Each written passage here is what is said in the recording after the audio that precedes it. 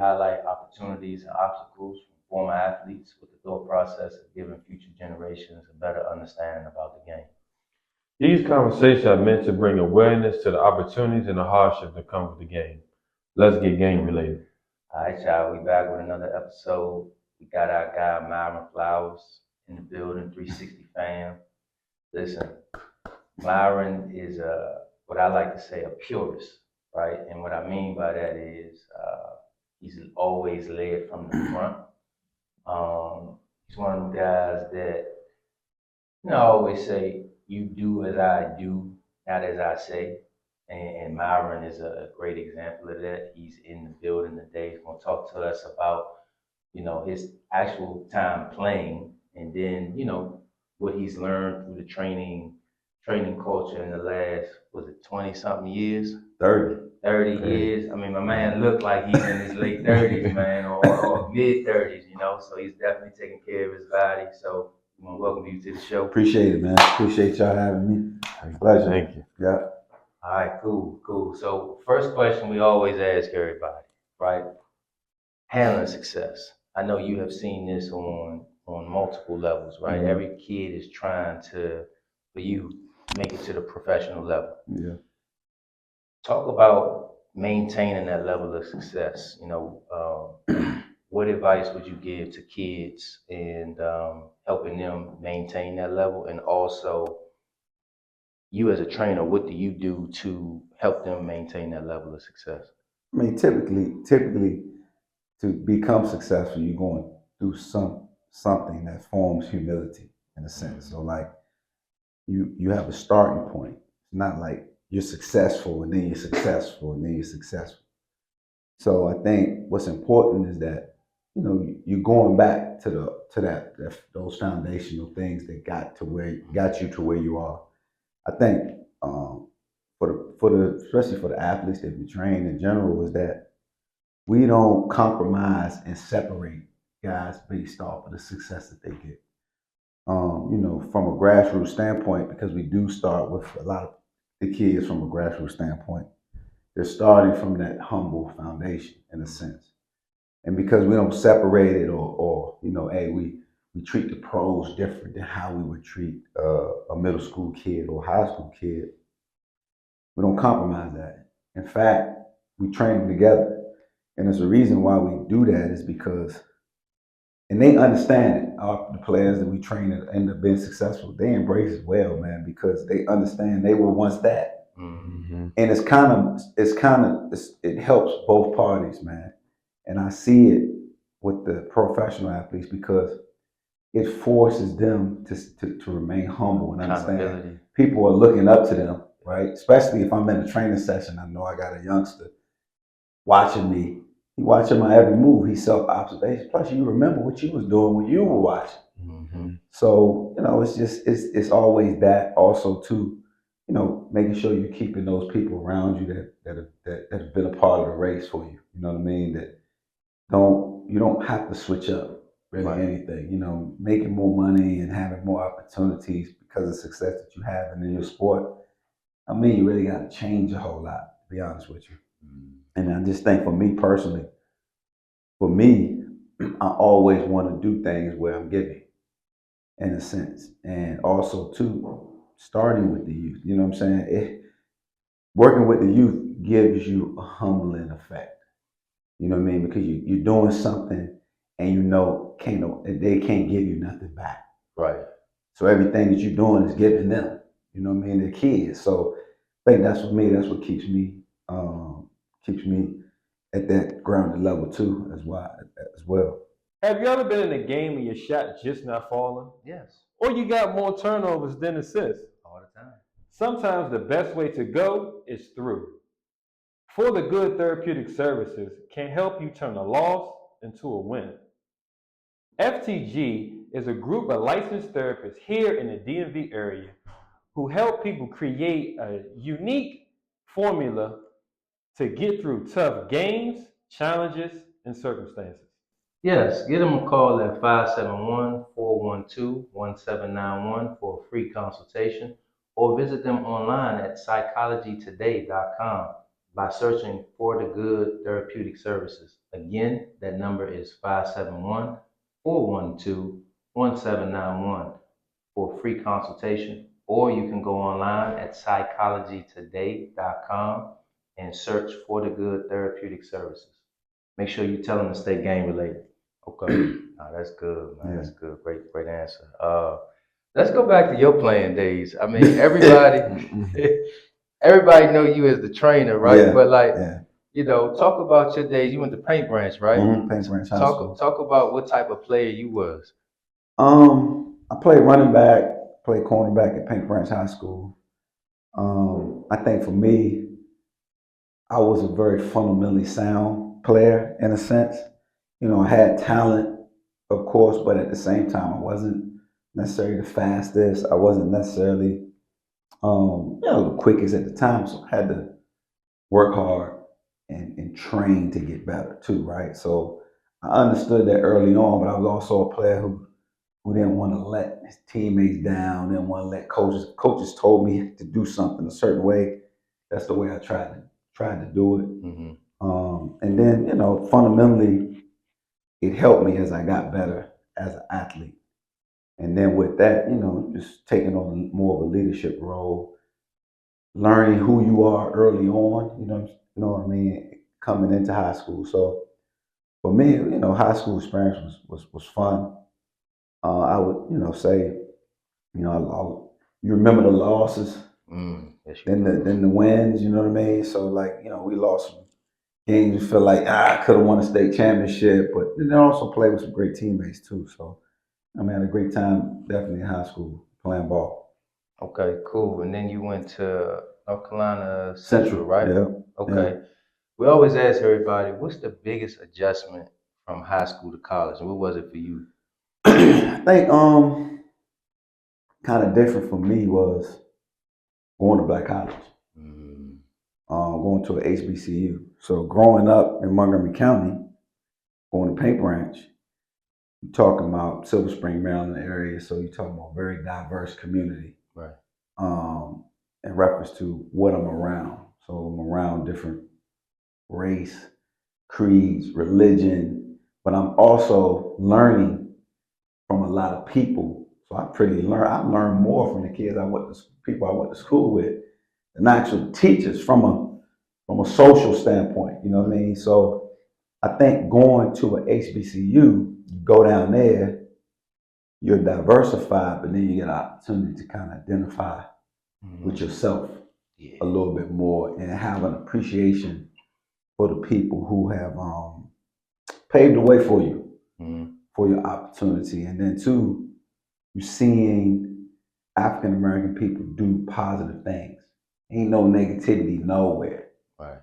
Regardless if you're playing sports or you just attending school. So the feeling, what I'm saying, just the feeling that you have going attending a school like that was a difference for me.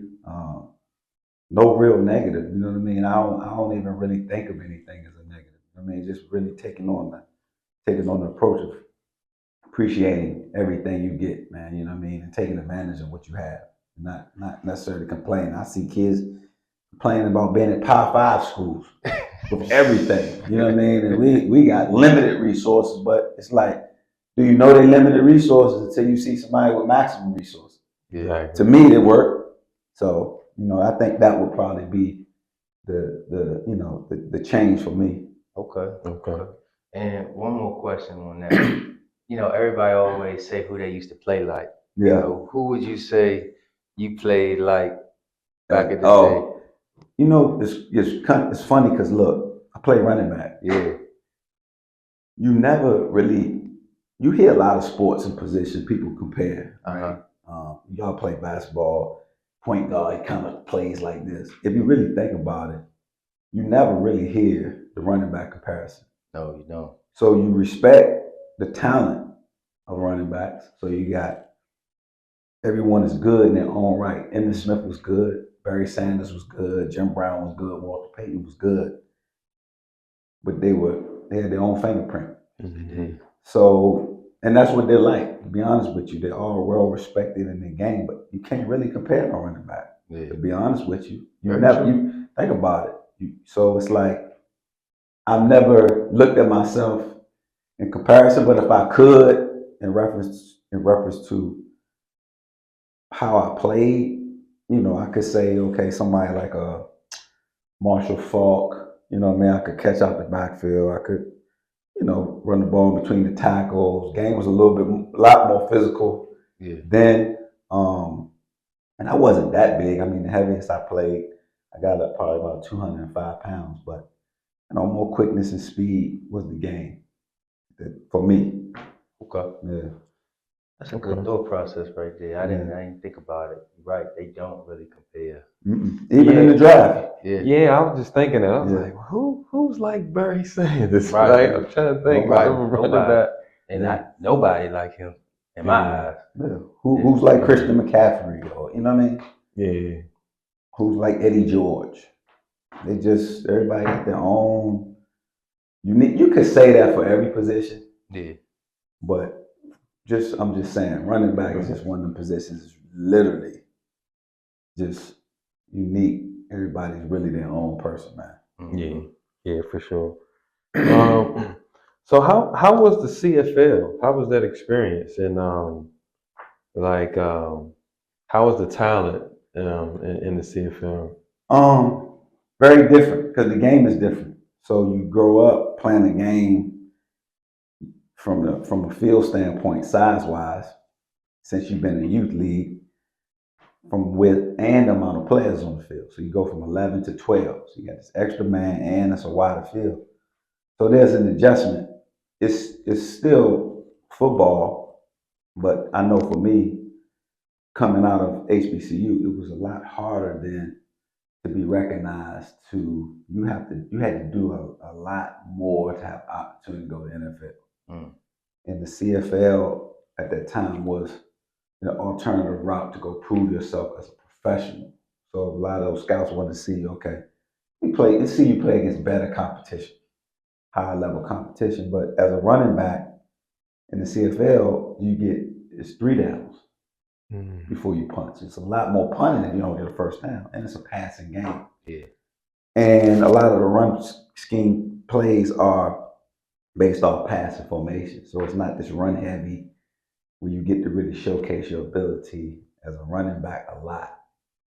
So, I would say it was a major adjustment. The width of the field was an adjustment for me too, because I didn't realize the D line is 1 yard off the ball in the CFL. Oh, okay. So that means everybody else is backed up, because I was running the ball when I first got there. And as a running back, you naturally instinctive to know, okay, you out in front of me, I'm going to assume you blocking him. Right. So I'm already knowing where I need to cut. So when I would cut, the linebackers were catching me. I'm like, these dudes are not that fast. How they catching me? Right. So I had to go back, man. I was frustrated because I'm looking at tape. And I'm like, okay, boom. They're back further. Feels wider. So what they're doing, I gotta stay in the hip pocket of my offensive line or lead blockers longer, and then come off, because what they're doing, they're bubbling over, creating an angle, understanding they play in the game longer than I did, on how they're going to run to the ball because the field is wider. So I had all that adjustment, man, and then after a while, just it became all right. How long do you do this to prove yourself where you ultimately want to be? And that was kind of just, the end for me. That was crazy. My bad, Rennie. How you just broke down like the nuances. Like I understand them completely with basketball, right? Yeah. But how you was just saying, nah, I need to stay in my offensive lines, hip pocket, right? Like, did that help you as far as like you working with your guys now? Do you still use some of those techniques? Oh yeah, I mean, I use the experience I had at CFL because I have players that are up there, you know what I mean, and giving them the nuances of going up, because you guys know y'all play basketball. There's also an element of people be like, I'm just gonna go overseas and play. No, you're not. And it's just like Canada's a different country. You know what I'm saying? So like demographically, Montreal is totally different than British Columbia. Two sides of the earth, right? Right. So now you have a culture difference that you got to figure out. You ain't been away from home. You've been playing a game with some form of support system, even when you've been in college, high school, family. You know, you're getting up seeing familiar faces socially outside of the game. And now that's gone, how you handle that food, sometimes language. Mm-hmm. So you got all of these things and you uncomfortable outside of the game where you've always kind of been comfortable outside of the game. So how you gonna be great at something, comfortable at something, you ain't even comfortable at home? And the adjustment for players has got to be the maturity level to understand that, the openness to want to learn and ingratiate yourself in these people's culture, and at the same time still understanding how you have fun and enjoy the process of the game. Mm-hmm. And you got a lot of brothers over there that same thing, man. You know what I mean? Listen, you can't tell me it's only 2,500 good football players. Right. It's just not enough. It's just not enough. You know, it's plenty of players. It's only a select few. So where the other players going? They ain't counting. So it's some ballers up there. You might have heard Ocho Cinco talk about it. When he was his time in Canton, he realized he thought it was sweet. And nah, some ballers up here. You know what I mean? Everybody's right there. It's like HBCU. The separator is really the offensive line. The skills, these dudes can ball. Mm-hmm. You know? Mm-hmm. Yeah, we knew about that in the tournament. You know, like we ain't had a lot of bigs, but our guard play in college was really good. Yeah. And you only got to do it one time. Yep. Mm-hmm. You game plan by the time you get to the tournament. Whoever you playing, you got the whole DNA. Mm-hmm. Mm-hmm. Mm-hmm. And y'all don't have nothing to lose. Ain't no pressure. Right. Pressure on them. Exactly. Yeah, we lost. Man. We lost that, right? Ooh, man, that was. So before you got 360 Fit started, what was the driving force that pushed you into the whole training culture? Just training myself. You know, I was kind of started in college. You know what I mean? Where I had met a trainer who's a mentor of mine.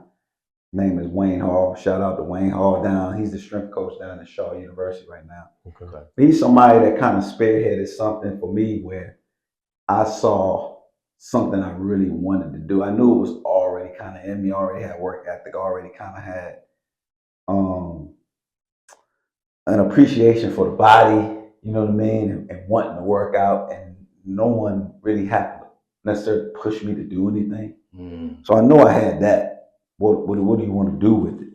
At the time, I didn't know it could be an actual profession or a job. It just was something that you did in preparation for your sport. Right. So, you know, meeting him, he owned a gym called the Hall of Fitness in Durham, North Carolina.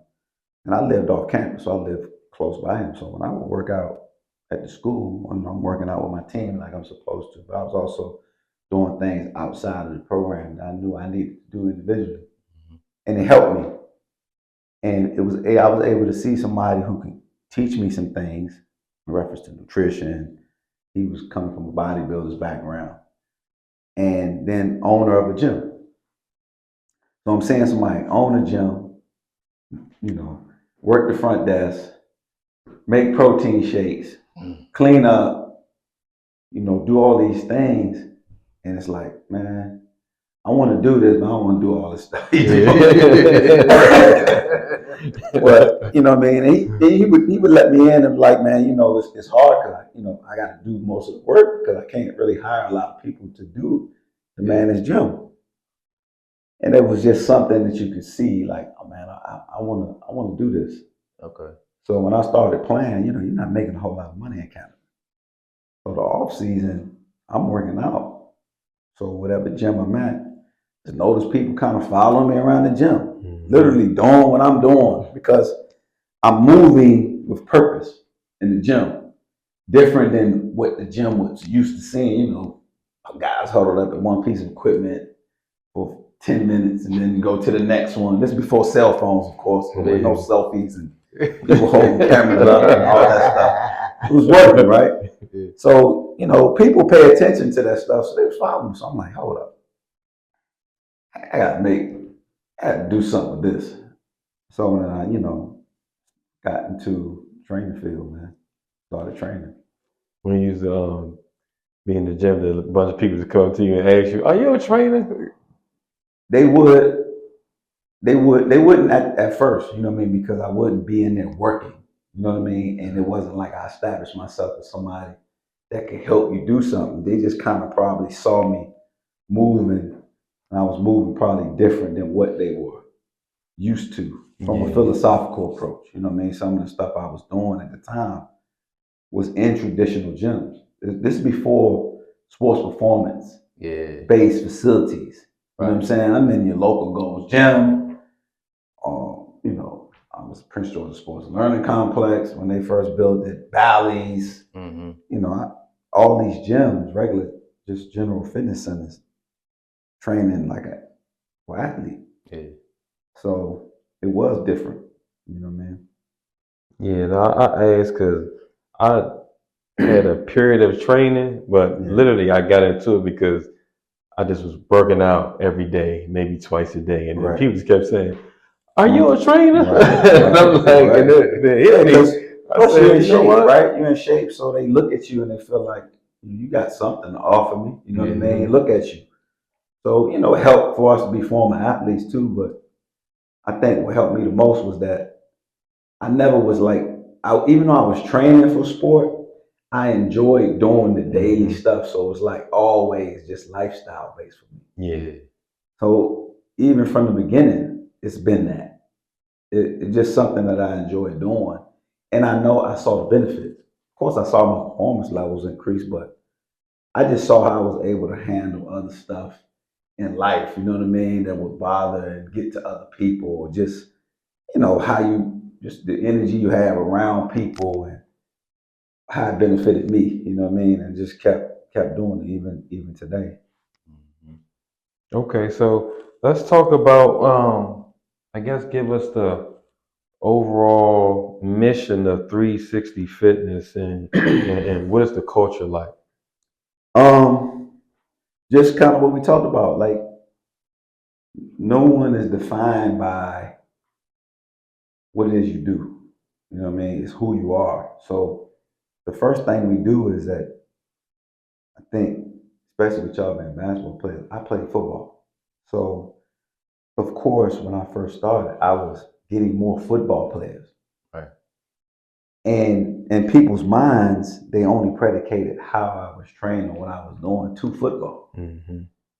And I never did that. I didn't tell them that. That's something they were assuming because I played football. And even still to this day, you get it. It's rumblings about how training is different. And it's not different. When you make it different, it's that way, right? So even coming up with the name, right? 360. That's everything, right? That's everything. Then the word fit. And then it's the word performance. But the word performance has kind of been associated with sport for us for so long, but performance is whatever you do. But whatever you're going to perform at a high level, I don't care what you do, you got to be fit. Helps to be your fitness, not how powerful you are, how strong you are. Are you balanced in your fitness levels, meaning you're eating right? Are you socially balanced, you know, with your family or outside of whatever sport you playing? You know what I mean? Are you getting rest? Are you flexible? Can you athletically move? Are you have endurance? So you got all of these phases that embody what we do. The philosophical approach is like a couple things we got bodybuilding, we got fitness, we got strengthening, we got endurance, we got the conditioning, and we have power. So I believe in symmetry. Looking at somebody's body, if they're imbalanced by what I see, they probably gonna be imbalanced in what they do. So you know, you identify almost with a bodybuilder's ideology. We all got insecurities and weaknesses somewhere, right? that you don't want people to know that you have. So you work on those things. If you don't work on them, they'll be exposed. So just from a culture standpoint, okay, teaching that philosophy, but then also too, starting the foundation with them understanding, look, man, sports don't define who you are. Set the standard with how you move each day and your discipline, your daily routines, with training, because it's really for you. It's not for anybody else. And then everything else work out. Plus, the game is, you're going to end young. Okay, what sport you play? Okay, when you stop playing, you're going to be young. So now you take this jersey off, you got to wear this life jersey way longer. You had this jersey on, you was playing. Yes, sir. So now you put this life jersey on, what you look like in it? You know what I'm saying? Do you look like when you played? Or you played receiver, now you look like a D tackle.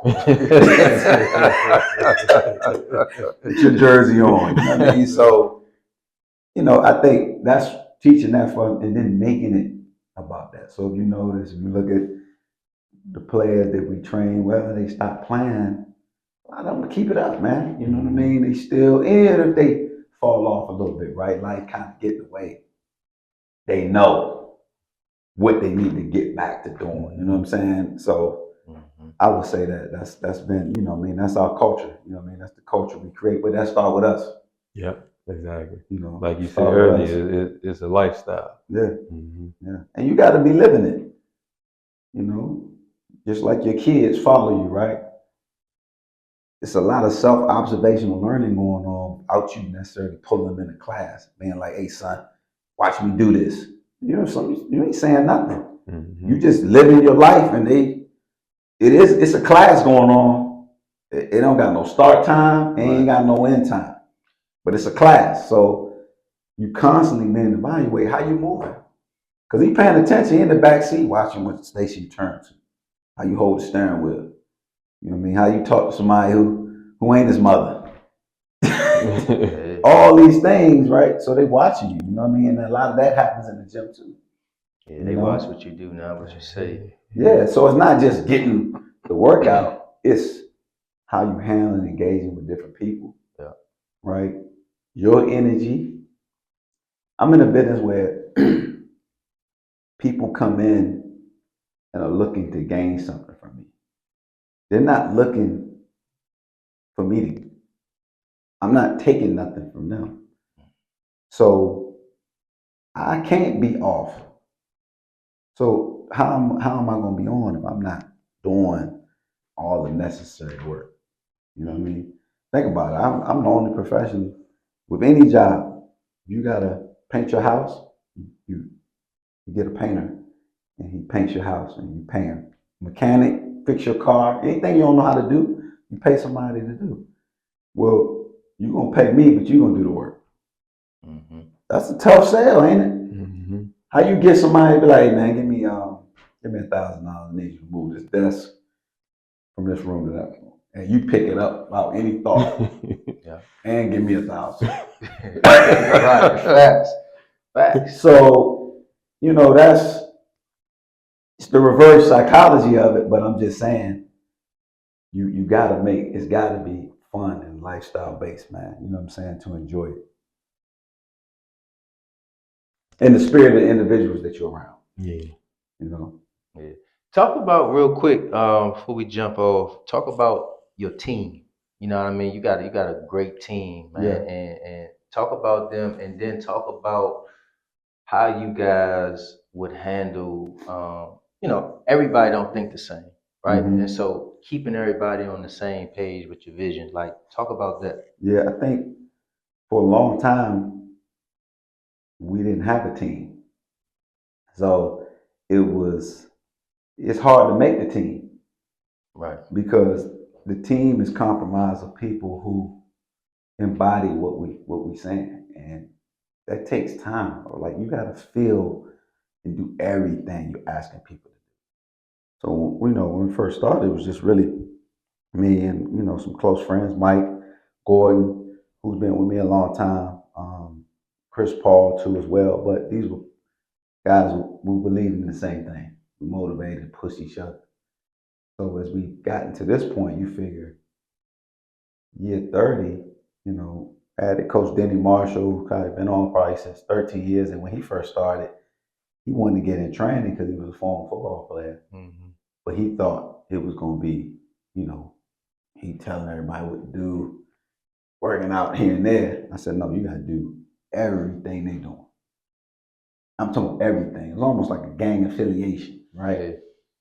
And the reason being is he has to, because you got to feel it.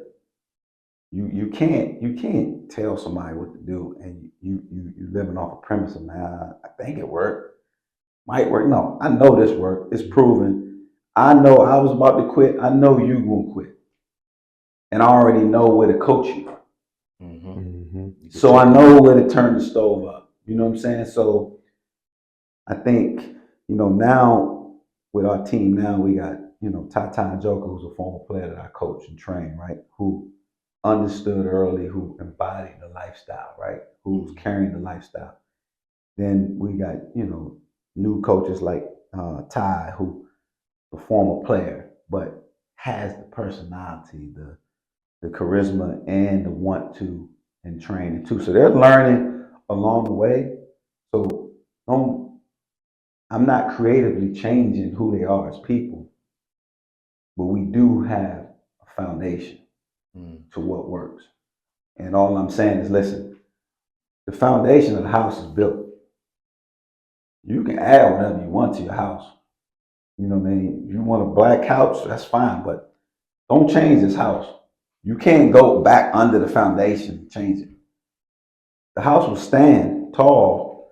You can paint the walls, you can add new lighting fixtures, new windows, new roof. Foundation, the house is still gonna be strong. So it's like I don't want to creatively change who they are. And I want them to individually still continue to learn themselves through the process. So that helps them with clients and people that they come across too. Because at the end of the day, we all separate people. You know what I mean? To be honest with you, I didn't want to name the company after me. Yeah. You know, today's era, you have a lot of self-branding, right? Everybody talking about their brand and what their brand is. And it's like, okay, your branding is you. Who are you under the umbrella of the brand? And at the end of the day, I can't train everybody. Right. So we always use the term, it's about we, not me. So, you know, if I can't help them, Coach Mike, Coach Ty, Coach Denny, Coach Tata, we got a team. And it's a real team. And what we was talking about earlier, team gotta be, can't no decisiveness and no dissension amongst the team. Right. Team gotta believe first. So they believe, and that resonates to clients and the people that they train too. That's what's up. That's what's up. So you talked about a little bit about, you know, football is your bread and butter, how everybody perceive that, right? Yeah. But I've seen that you work with boxers, you work Mhm. with basketball players, track. Yeah. Am I missing anything? And we got soccer, we got lacrosse, we got every sport. Yeah. Right. So talk about the approach. Is it the same? We were at a cookout probably like a month or two ago, and we were talking about basketball players, and you were talking about how you can look at somebody's legs, Yeah. and you could tell that if they get injured, they're gonna have a tough time recovering. Yeah. You know what I mean? So like, just talk about your philosophies on how you approach different sports, and then, you know, just how you break down the play. I think natural gift for me is I understood I can evaluate people fast. It doesn't take me a long time. I learn a lot about people through training. A lot. And it's not that I'm in here trying to torture somebody to see what kind of heart they have or if they're tough or not. It's not about that. Even that stuff helps me to know, okay, what do we need to work on outside of just getting you stronger? You got some mental weakness here. Not only you got some physical weakness, you got some mental weakness, and you got some other issues too, right? Socially, that we need to work on, and that's just let training be the the catalyst to help you through that. Right. It's funny because with the sports, even though you have the word sports specific, it's like, what? Like every sport you need to be fast, strong, in shape, quick, right? Who don't want to be that? So it's like, why are you categorizing sport specific? Of course, you have certain movements and certain exercises you may want to add to the foundation of what somebody plays. At the end of the day, you be strong. You know, boxers, soccer, track, these are very traditionalist sports. Basketball was a little bit, it's kind of carrying over now. Football has always kind of been the sport who doesn't mind doing new things. They want to know what's new. What's the new piece of equipment? What's the new gadget or something that's going to make me more explosive, right? Mm-hmm. Where basketball is starting to do that now, but boxing, no. You know, very true. You want to be a sprinter up top and a marathon runner down low. Well, you need to be a sprinter down low and up top. So they do a lot of elongated mileage, but they slowing their fast twitch down. But they want their hands to move fast, but your feet don't move. And you're a good boxer, but you're not a good athlete. So making you more well-rounded as an athlete, regardless of sport, finding out what you're weak, what you don't do good, well in, so you can see it. Everything doesn't have to be analytically proved either. Players know, you know what I mean? You know deep down what you couldn't do before, what type of shape you was in. You're like, man, I wasn't jumping like that. Man, my right to left is way quicker. Mm-hmm. That's not something we got to put on an analytical chart. You know it. So it's improvement, and then people can see it, right? My analytics is when you perform. Yeah. Is he performing? Best at the sport, best at his position. Demonstrate on Sunday, Friday. Whatever sports you is, demonstrate the work you've been putting in. It's gonna come out. Yeah.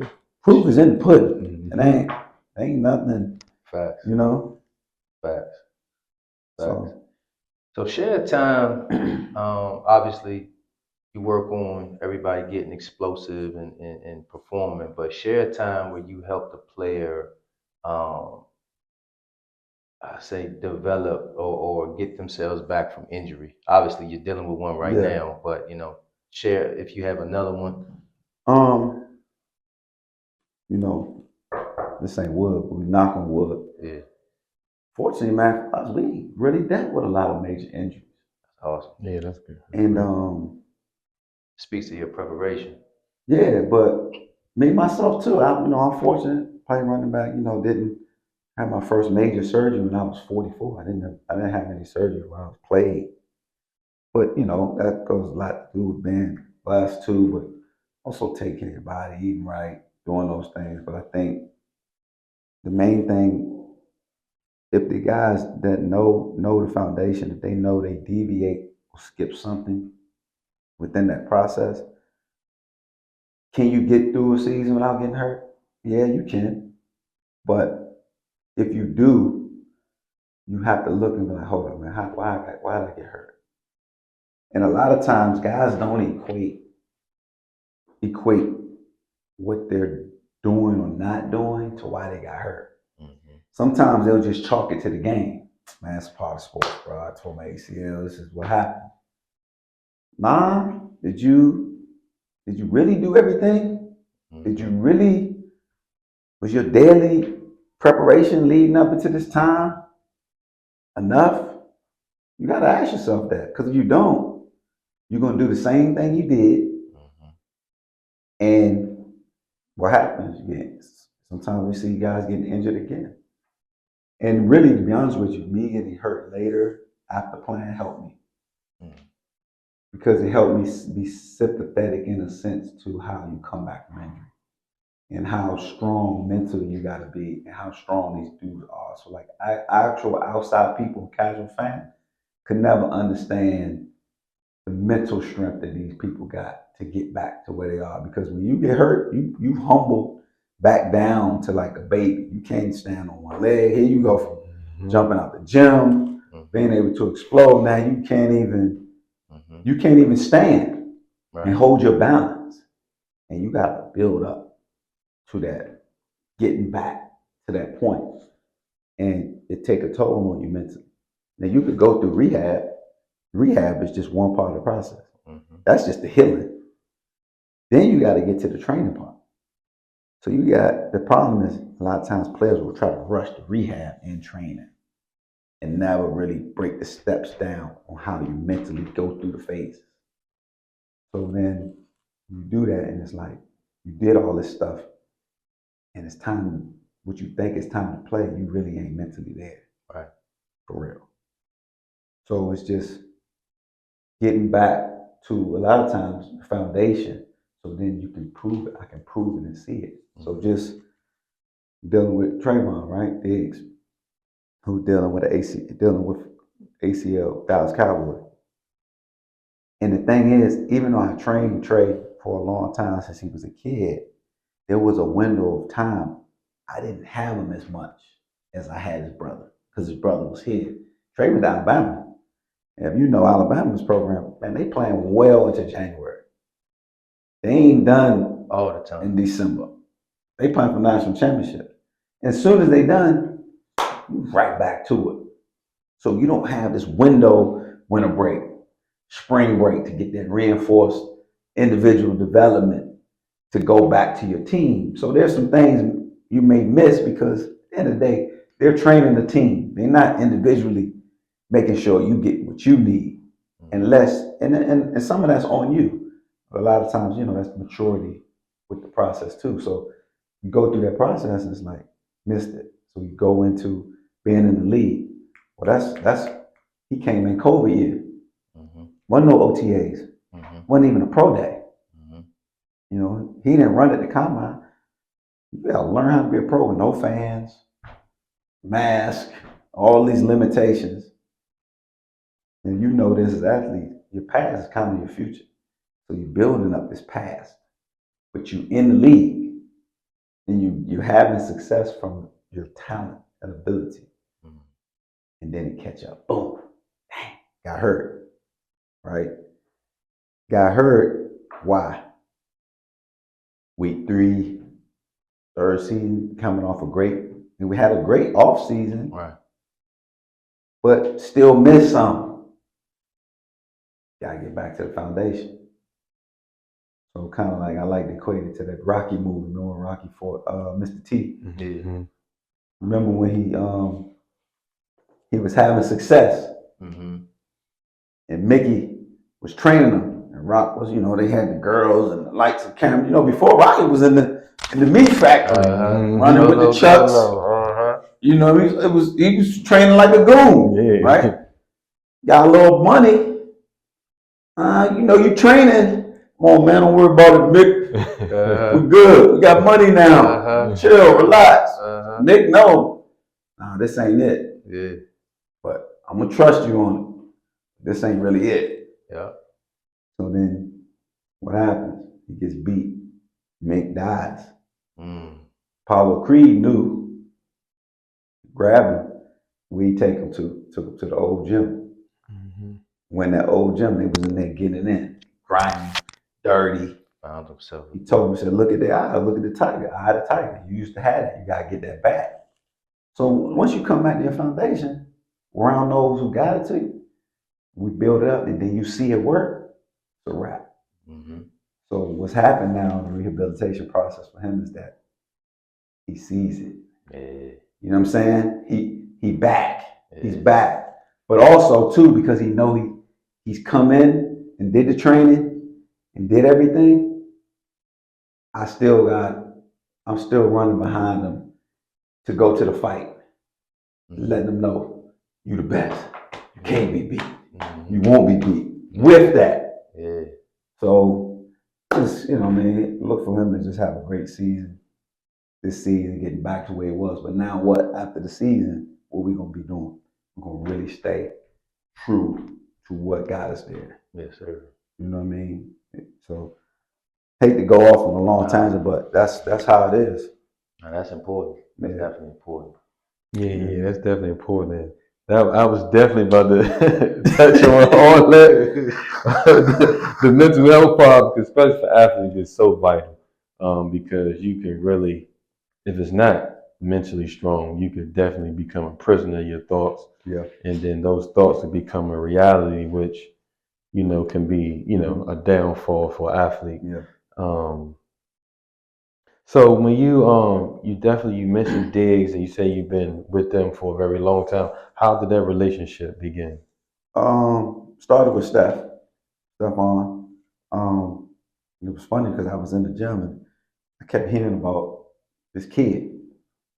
People, I mean, I'm serious. People come to me, man, you need to train Stephon Diggs. Because at this time, I mean, I've trained Vernon Davis, Vontae, God rest his soul, and many others, right, up until this point. And I'm like, okay, I mean, I don't go out recruiting. I'm not at football games, and this before social media too. Yeah. So it's like, all right, my thing is I want things to happen organically anyway. So if our paths gonna meet, man, they gonna meet. Yeah. So we end up meeting. He came. And when you're hearing things about a kid from people formulating opinions based off what they telling you, you can, right? So I'm just listening to people. Okay, I need to train this kid. He's talented, but man, he got some stuff with him, man. He ain't this. He got this. He got that, man. He ain't. I'm like, okay. So when I get the chance to meet him, I'm listening. I'm like, okay, now I'm going back to what people said. So as I get to know him, I'm also understanding that his father just passed away. So there's some trauma there because he has to now be something that he never really got a chance to even see how to be. Mm-hmm. And you in a private school. But the private school expects you to wear your uniform, be there on time for class, walk the walk, not understanding there's some trauma there. Y'all not even addressing. You just, your expectations for him to come to school. You don't know his mother worked for Amtrak. She not even there or can't be there because she got to work. Or he has to take care of his little brother and all these things and still go to school, but you teaching kids who don't have to do that. So you're throwing them in the pot with everybody else. And it was also people formulating opinion based off what somebody else said, not without them knowing. So it's like somebody tell you about a movie. Man, you seen the new Bad Boys movie? Oh man, it was terrible. But he never saw the movie. He just heard from somebody else. So he tell you that. And then you tell somebody else that the movie's terrible. And you never saw it. That's what it was like. And then as I got to know him, like, man, the kid, man, he just gotta work on some stuff.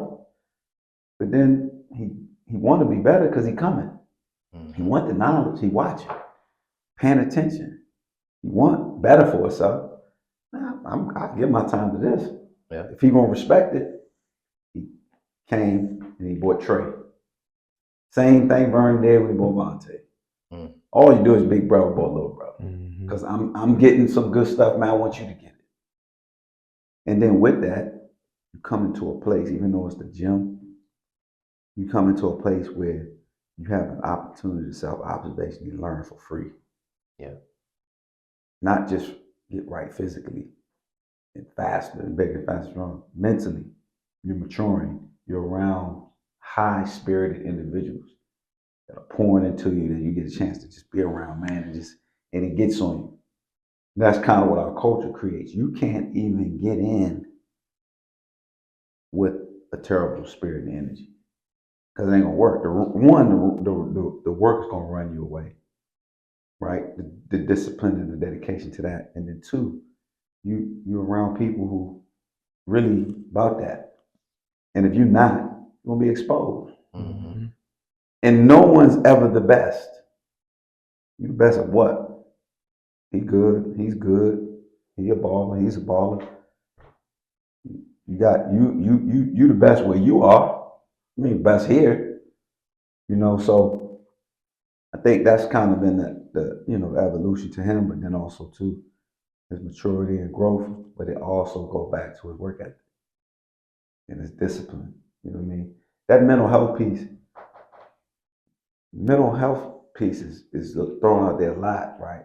But people got to ask why. Like, okay, so you got marijuana now, right? As a kind of go-to for some people that's helping them, right? Cope with mental health. And then you got some people abusing it. Right. So if you abuse anything that's even supposed to be good for you, it's not good for you. If water is good for you, and all I do is drink water, it ain't good for me. I gotta balance it out. I gotta make sure I eat my vegetables. I gotta make sure I eat good complex carbs for my energy. Make sure I'm getting protein. Make sure I'm getting my sleep, rest. And I think the prescription, the medicine for mental health, are those things. Mm. And people making excuses to do other things and just keep saying mental health. You know what I mean? Yeah. And mental health has a lot to do with the energy and the spirit of the individuals you around. You know, if you are going through something, can't be at the crib sulking in your, get out. Go get around energy. Your music you're listening to, clothes you put on, the vibe of the people that you're around now become you. If whoever you're around, I promise you, you start becoming that. You start hanging around people talking about all the issues and shoulder surgeries and they old and they moving old. So that's what's gonna happen. You're gonna fall right into it. Facts. 100%. Yeah, for real. I see it. You know what I mean? Because I know I'm blessed by being around it. So like, I appreciate them because as youth, I'm grabbing the energy. Mm-hmm. So I do things with no fear. That's what you did when you was a kid. So even though I'm older, I'm not scared to jump. Right. I'm not scared to race. I'm not scared to, do a drill. Mm-hmm. Because I never stop. And I'm around people who aren't scared. Mm-hmm. Fear comes from age. When you hang around a whole bunch of people that's scared, you become scared. So, I think, and don't get me wrong, I'm not minimizing mental health in the sense of how you got to a place, but I think if you're at that place, a good way to wean yourself off medication, some of these medications and some of this abuse, drug abuse, is that you start with your health and wellness. You know what I mean? That being a catalyst. Mm-hmm. Mm-hmm. So what would you say would be the most rewarding as a trainer? And has it ever been an athlete that just exceeded your expectations? Um, yeah, I think the most rewarding, that's a lot of them, right? But if I could pinpoint one, would be Tavon Wilson story. Somebody with HD Wilson. He's, hometown kid here. Trained him in high school, had a rough childhood. Mom, dad killed, young. Grandmother raised him. Grew up in Southeast Annenberg Road. That's rough time, early 2000s. Mm-hmm. And got to know him and train him as a high school kid, so I know who he is. He went to Illinois. Kind of a jack of all trades there, master of none. Mm-hmm. So when the draft process came, he did all these things. The school kind of used him where they needed him, and he was a team player. So when it was time to prepare for the league, we had to beg an agent to take him on, pay for his training. And now, man, guys want to go away and train. They think they got to go to Florida, across the country to train when you can stay right here, right, and work out. So it was also a piece where he needed to be home, but not be home. Mm. So we were training in Columbia because he's from Southeast. So, he needed 9 weeks. Agent wanted to pay for 6. And when I tell you he had apprehension, he would call me, man, you sure? I don't know, man. These guys got a free agent grade. He had a free agent grade, no combine invite, no all-star game invite. I get it's a business, but I know him. And it's hard to sell somebody, be like, look, man, don't worry about it. If you make a team, I promise you, he's good. And agent paid for it. The weeks came up, he was staying at a studio near Columbia. So he was away from home. He did everything we told him to do. Ate all the right food, came to every training. And mind you, he's doing 10 sessions a week. 90 sessions in 90 days, right? So got in phenomenal shape. Go to his pro day, tears it up. I told the agent just pay for his rental car to get back and forth for the remainder of the training, at least. Go to his pro day anyway. Start getting workouts for teams, not workouts, visits. Not nothing normal to me. I know this process. I'm like, they can show you love all they want. You still won't get drafted. Right. You don't take it for what it is, right? Ain't nobody showing their hand. But he went on like I want to say like 5 or 6 visits. And then at the time, the Chargers asked him what jersey number he wanted, which was weird because it's almost kind of like a college recruiting question. And I was like, man, that's crazy. So I'm thinking, okay, maybe I get drafted 6th, 7th round, right? You're a free agent, great.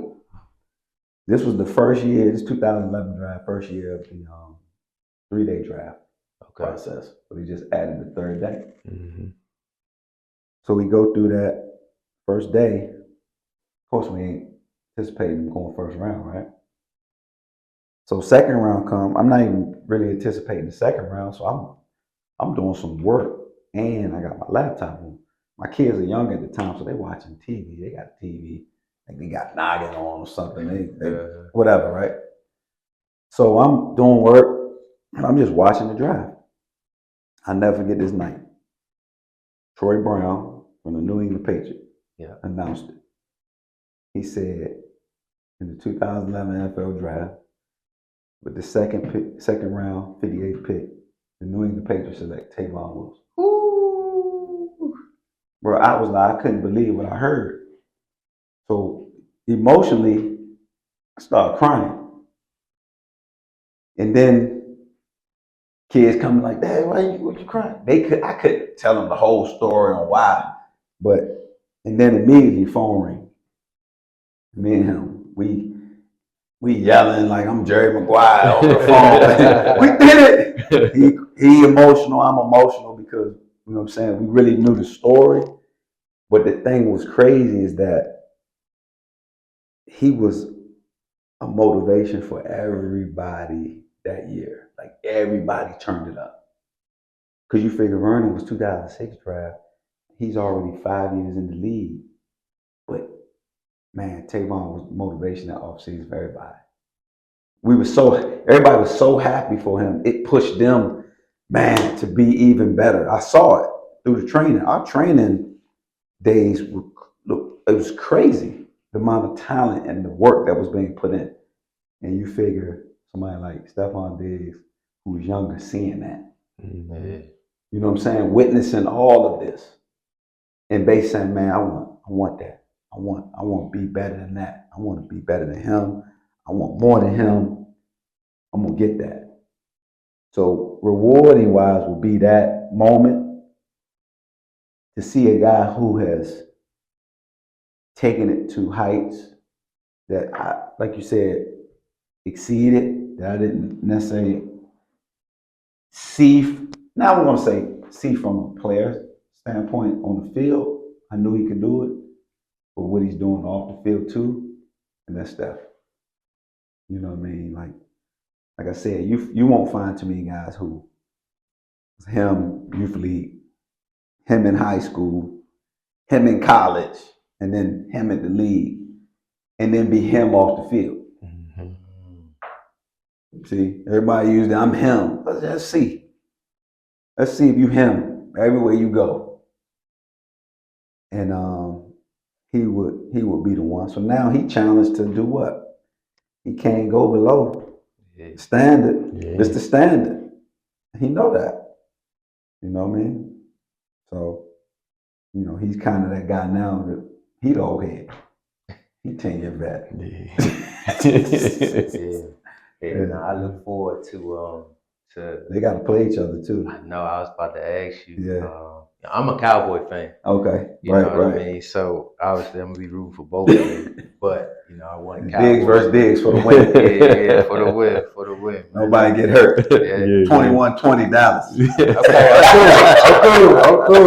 Okay, cool. If I said Steph caught a touchdown, I don't know if Trayvon will be happy about that, but if he caught a pick. Okay. I don't know about happy. He'd feel better that, hey, maybe looked upon as a tie. He hoped the game could be a tie. They both have success, but not on me. Yeah. You know what I mean? If brother score on somebody else, he's supposed to do that. Yeah, but it's going to be funny because the thing is with that is that it's the first time in NFL history that two brothers are facing each other, actually guarding each other, potential guarding each other. Of course, you have brothers that have played against each other, Kelsey's and all that stuff, but McCoy, they were the same position. Yeah. So it's history here for real. And man, it's exciting to see because I don't think they're going to back down from. They ain't definitely backing down from each other. You know what I mean? So it's going to be on some backyard one-on-one, big bro, little bro type of vibe for sure. Yeah, for sure. Oh, I can't wait for that. Yeah, that's crazy.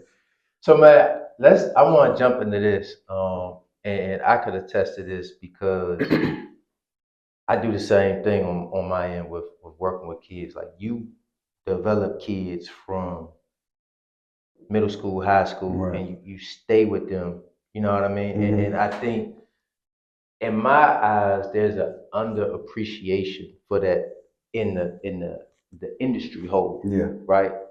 Because you're not just a trainer, in my eyes, you're a therapist too. Right. You know what I mean? And so you're really developing skills. You're not just taking somebody that has already developed and just working with them on some stuff. You know what I mean? Talk about, like, I'm not big on pushing one way or the other, but talk about what makes you different in that area and what to me makes you very special, like a unicorn. Yeah, I don't think it's underappreciation. I think the only people have to appreciate is the people that's getting it. Somebody outside in that don't have to appreciate anything. And at the end of the day, what do I care? So I think what you have now is you have people who are in the industry where it's turning into more financial gain and outside of passion to doing the things necessary to get kids where they need to be. And we live in a microwave society too. Like you see success fast, but you don't see the process. Right.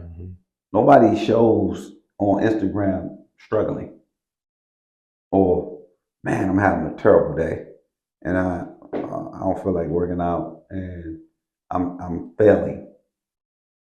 So you don't see it. So like I think from that standpoint is that to me it's not so much impressive for me. It's not but you can use it in marketing, right? They use it in marketing. So they use the success of a player. But you use the success of a player that you weren't even a part of his race. And you just met him at the finish line. He ran the race already. You just holding his hand up. You did it. And we're going to post about it. Yeah. And, that's going to happen. You know what I mean? That's the only way that gets exposed is when stories are told, right? Because I think what has happened for a long time with me is that we were kind of before social media. Yeah. So you had to know us, and then you had to kind of know the people. So if it's like, well, they've been getting away with just marketing a guy running 4.4 at the combine that they've trained for 8 weeks. Then and people be like, oh, I'm impressed by that. And if they don't know, it's people out here that have trained guys for 8 years or 14, 15 years that run 4-4 at the combine, and it's different. Mm-hmm. It's a different weigh scale to be like, oh, wait a minute, shoot, it's way different than this. But if I'm a trainer and he's a trainer and he posts success of a player who he necessarily didn't train, and we posting the success of a player that we train, it looks the same. But the journey, being a part of that is totally different. And I'm not saying I need credit or anything in that sense, right? You're just a part of a piece. You know, you got parents, you got fathers, you got mentors, you got grandparents, you got everybody's a part of it, pouring into them, right? So it's like, from a developmental standpoint, you got to start young foundationally, first of all, to me, but you're not building. You ain't building nothing. And that's the gratification you get when you're passionate about what you're doing. It wasn't really about money for me, for real. Never was. I mean, I trained a lot of these dudes for free. You know what I mean? They just had to respect my time, show up. If you did that, man, that was pay to me. You know what I mean? Like, and then show me. I needed to show that what I'm doing work. That was rewarding to me.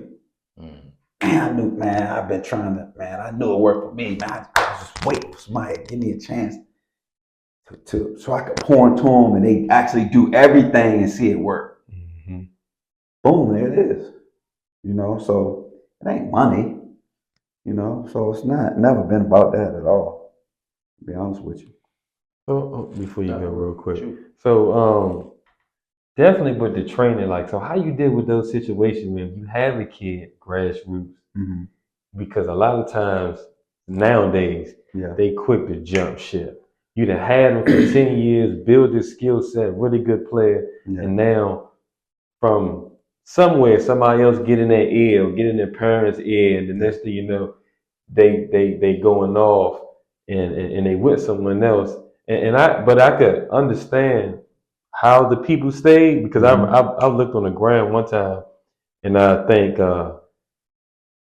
I just saw the energy. Yeah. And I saw one of the guys challenge you to the when you kind of putting the peg in the hole and you gotta go up. Yeah. And you went up and came all the way down and went. I said, man, that was tough right there. Right. And everybody was cheering like that. I said, see that energy, like everybody getting it in. We a family. So I could see that of staying. But like those situations where you had those kids for a long time and you pour into them and then I think it was funny because when I first started, like I said, it wasn't a lot of guys training. Mm-hmm. Yeah.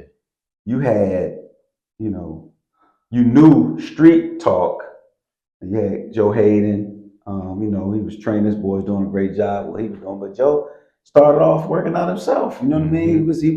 And he still worked out. And, you know, he was good at what he doing. He developed kids on that side, a lot of kids over PG County because that's where he was. Mm-hmm. But you didn't have a ton of people, right? And then and we didn't necessarily need to know each other when we first met. There was a mutual respect because you knew he was doing something that was similar to what you was doing and it was working. Right. My thing is you this so-called jump ship. And then it's for some reason, I don't know when it started in this training world, it started turning into gangland. My kid, you with us. What you over there training with them for? Hold up. He getting tools. You got a tool he doesn't have if it makes him better. Now, I want kids to learn about themselves and do new things. My job is to introduce you to things. You may say, I like it, I don't work for me. Or if you go there and it doesn't work for you, then that's going to show. So, you know, don't get me wrong. That happens, right? Because they're kids.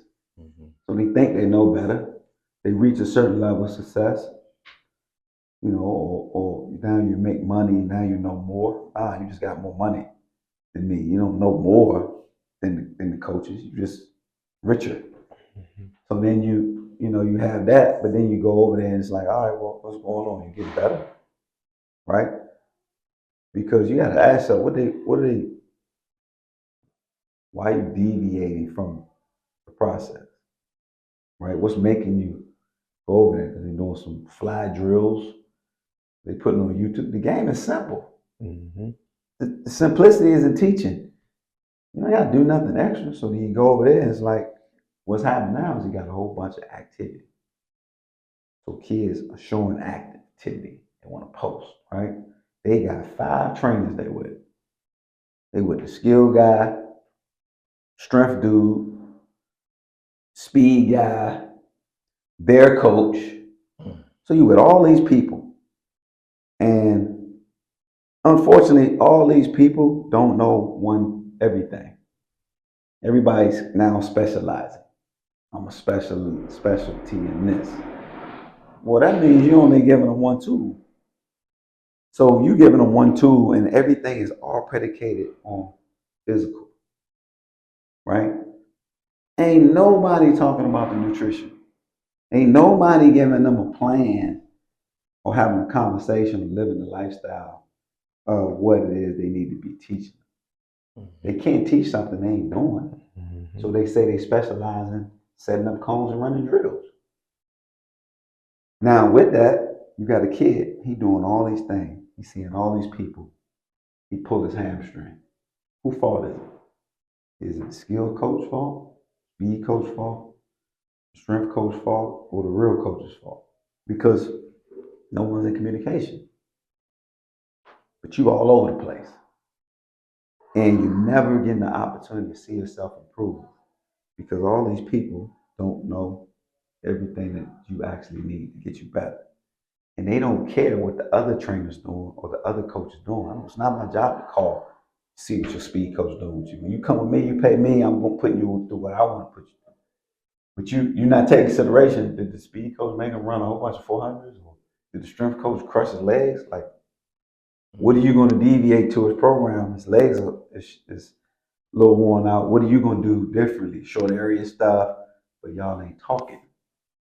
So what happens is the kids look like they on a hamster wheel.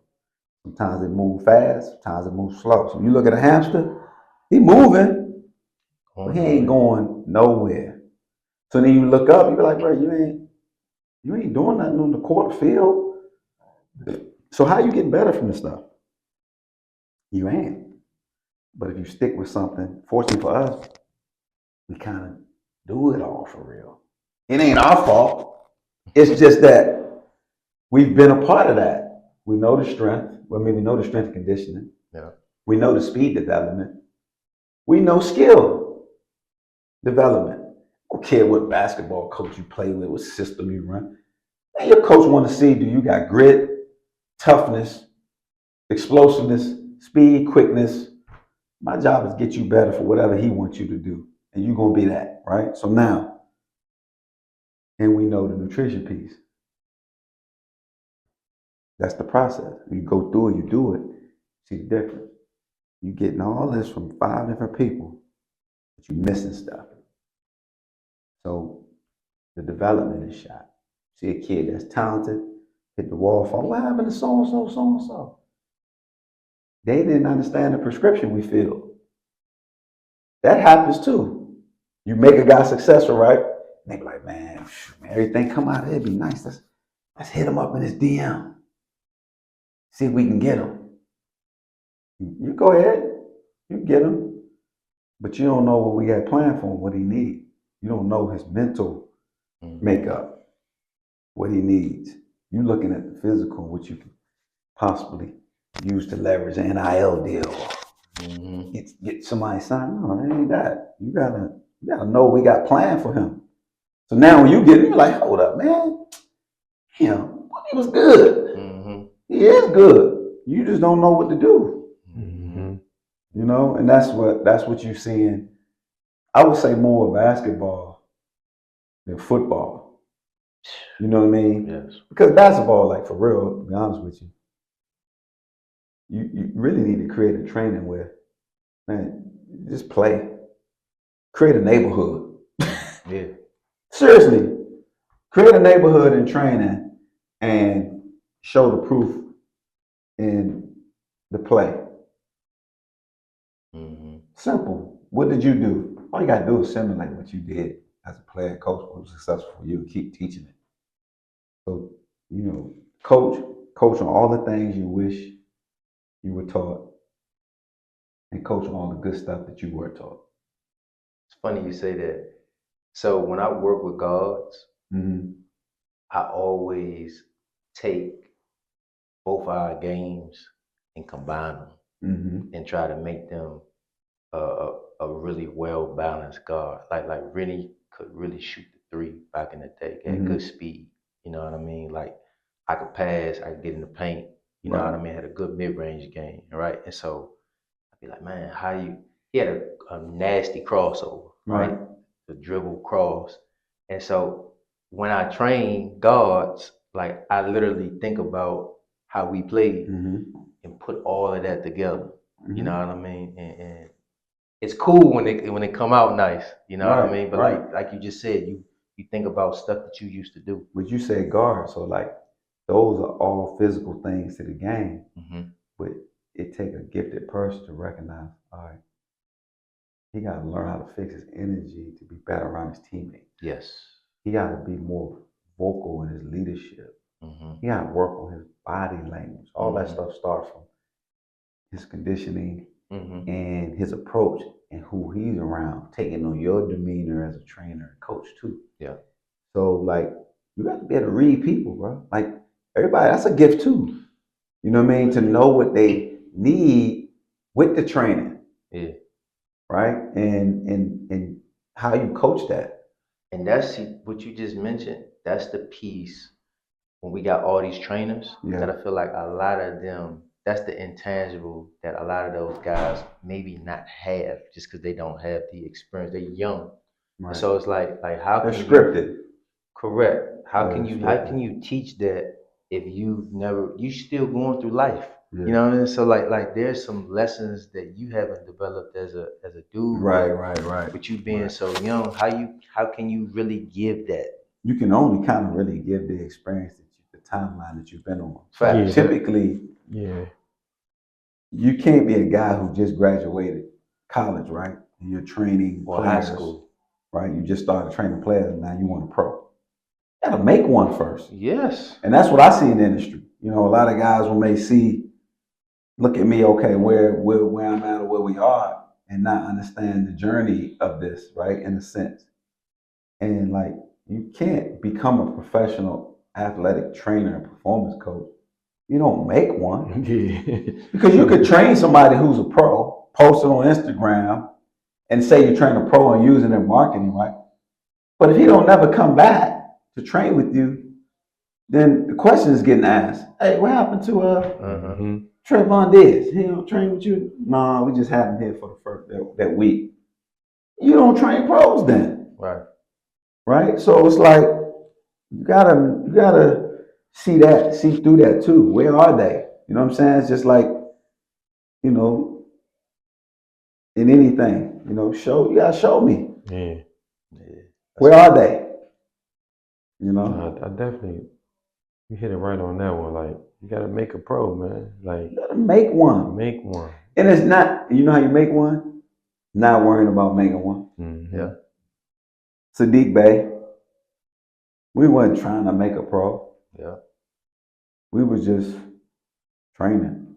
And I saw some things that he needed to work on outside of his skill set and ability, which got him a scholarship already, doesn't know. He needed a little more toughness, a little more grit. So what I do is put him against bad football players, Hmm. made him play physical, forced him to get stronger, build his confidence. Now ain't no going back. Mhm. Right. Yeah, And he killed the myth of weight training and basketball and all that. Okay. He killed that. That's done. So now what? Because we took high school, college, hmm drafted. So it worked. strong. And that's basketball, you know.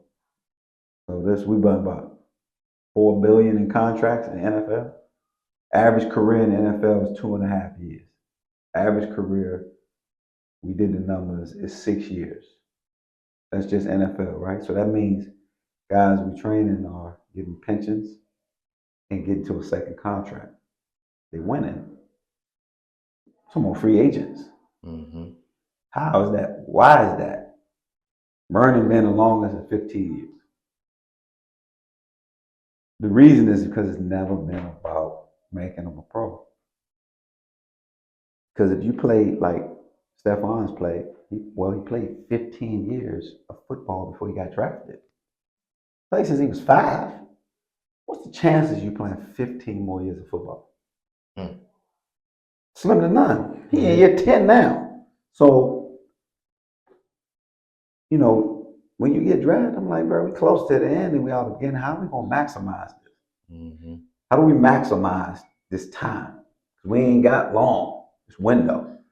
And then that's maximizing, that just carried into life to when as soon as it's over, we're not even, it's a great transition for us. We ain't scared, we ain't worried, we ain't trying to figure out what we gonna do next. We've been doing what we want to do next while we were doing what we were doing.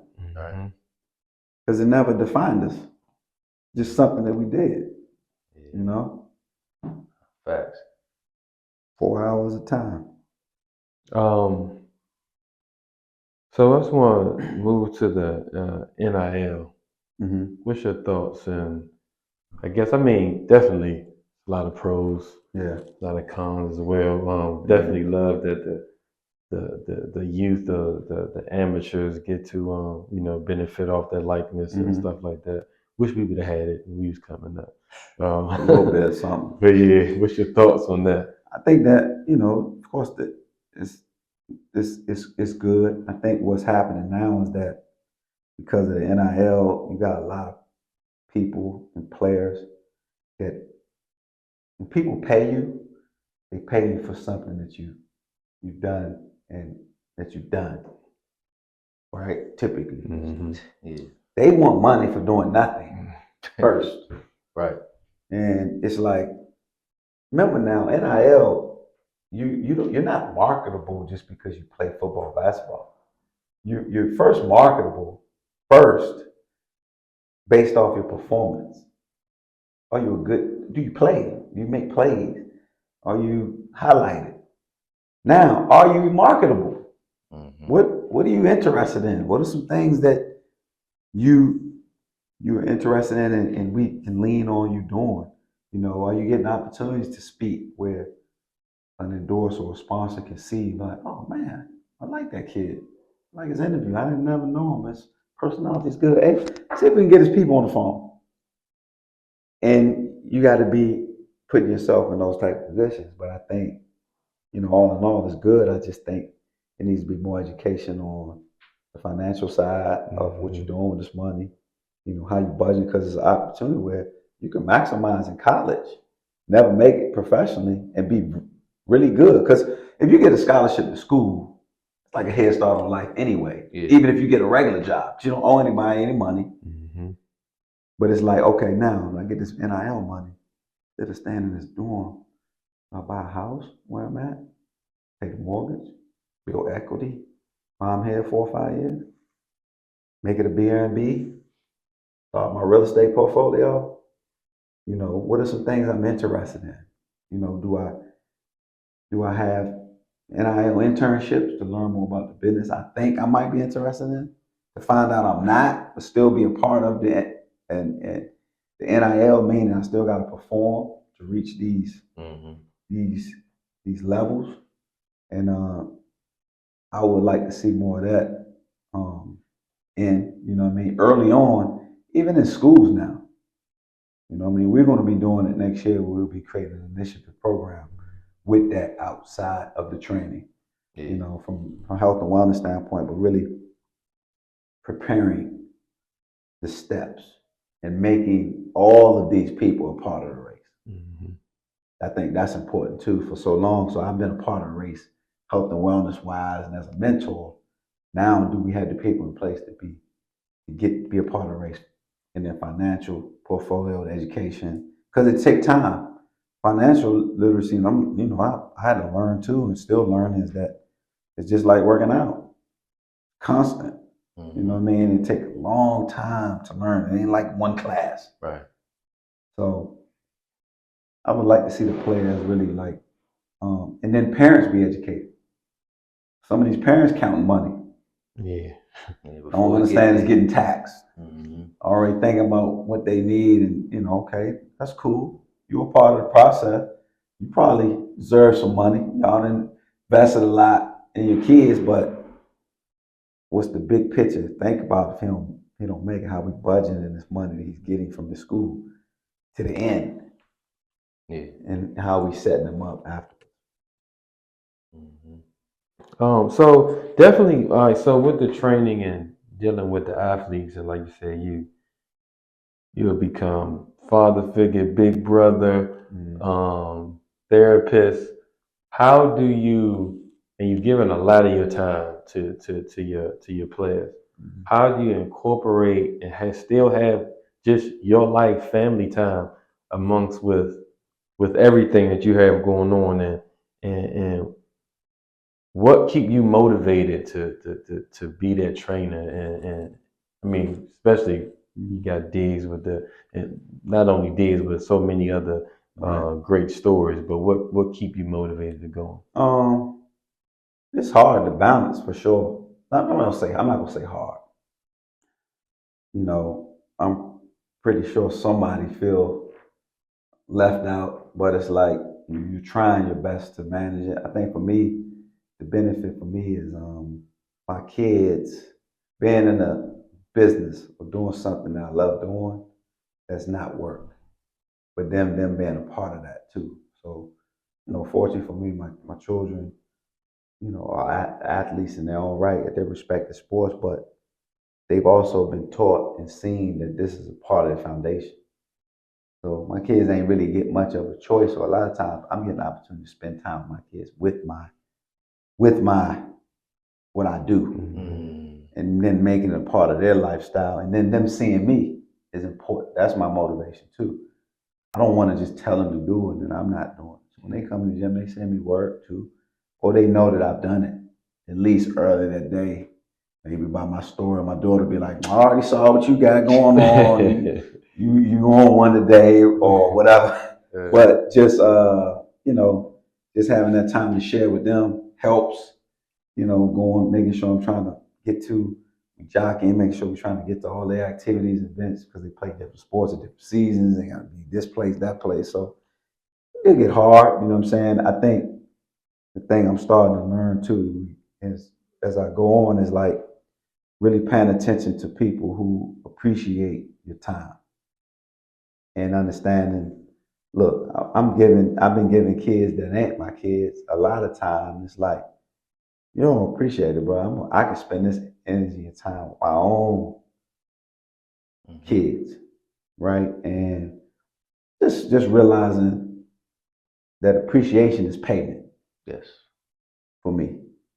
So I think that's the main thing. Fortunate for me that they're in it. And then, like my dad told me, man, we give my kids no choices. Because he said, you don't have no choice. He said, you don't have no choice. And by the time you have a choice, you be thankful that you didn't have a choice. Mm-hmm. Yeah, no, You know what I mean? So, yeah, do they want to come work out every day? No. Do they want to eat certain food? No. But guess what?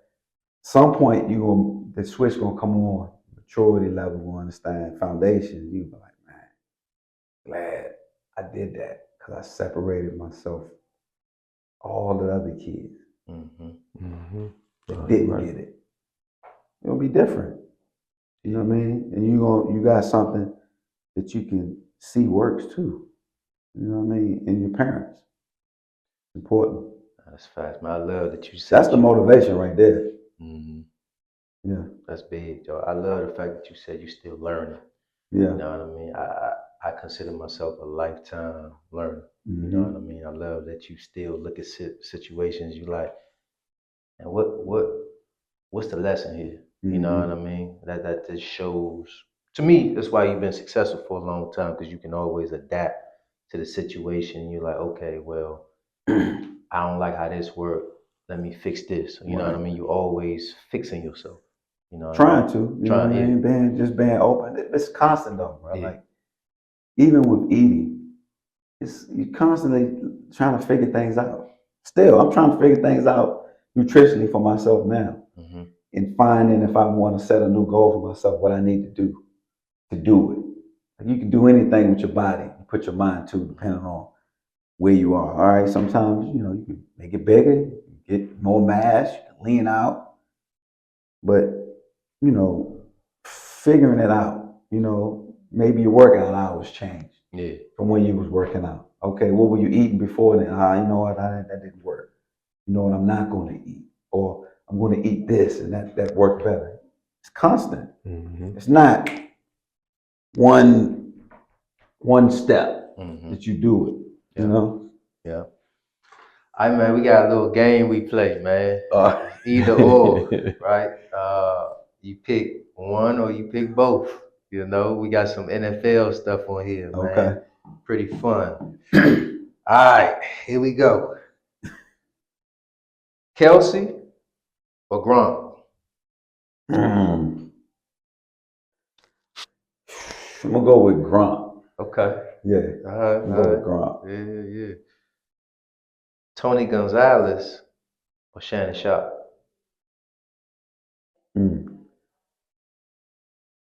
I'm gonna go with Shannon. Okay. I'm going with Shannon. All right. Marshawn Lynch or Eddie George? Beast mode. Beast mode. Okay. All right. Lawrence Taylor or Reggie White? Whew. Damn.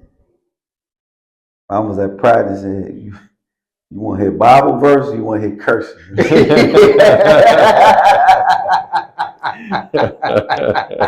We're going to go with LT. Okay. We're going to go with LT, man. He was out of this world with what he was doing. Man, the stories are folktale for him. Yes, absolutely. Yeah. Christian McCaffrey or LaDainian Tomlinson? LaDainian Thomas. Okay, that was easy. Yeah. All right. Walter Payton or Bo Jackson? Walter. Okay. Barry Sanders or Emmitt Smith? Barry. Okay. All right. Megatron or Randy Moss?